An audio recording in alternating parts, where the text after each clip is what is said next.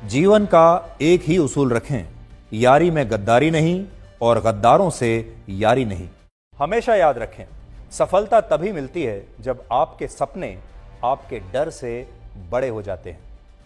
मन और मकान को वक्त वक्त पर साफ करते रहना चाहिए, क्योंकि मकान में बेमतलब का सामान और मन में बेमतलब की गलतफहमियां भर जाती हैं। इसलिए मन में भरकर नहीं, बल्कि मन भरकर जिएं।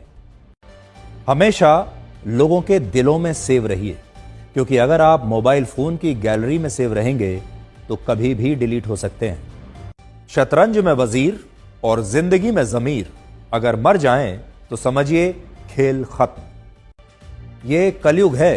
यहां माता पिता जानते हैं कि वो रह तो रहे हैं अपने बच्चों के घर में, लेकिन वैसे नहीं जैसे बच्चे रहते थे उनके घर में।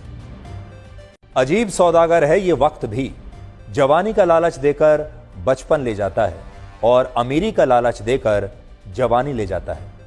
जीवन में अच्छी यादों का अचार डालिए जो दिल के मर्तबान में सालों साल रखा रहे, और बुरी यादों की चटनी बनाइए ताकि वो 2 दिन में ही खत्म हो जाए। जिंदगी और चाय एक जैसी होती है, जैसे ही मजा आने लगता है तब खत्म हो जाती हैं।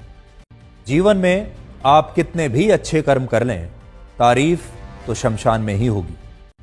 कड़वा सच यह है कि मृत्यु के बाद इंसान का सारा सामान दान कर दिया जाता है, लेकिन उसका कमाया हुआ सारा धन आपस में बांट लिया जाता है।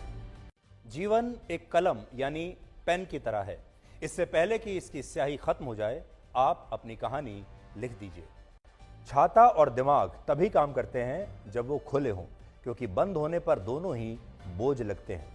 शिक्षा एक ऐसा वृक्ष है जो दिल में उगता है, दिमाग में पलता है और जुबान से फल देता है।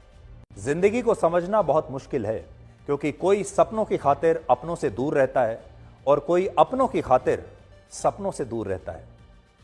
कितनी अजीब बात है, आंखें तालाब नहीं फिर भी भर आती हैं, दिल कांच नहीं फिर भी टूट जाता है, और इंसान मौसम नहीं फिर भी बदल जाता है।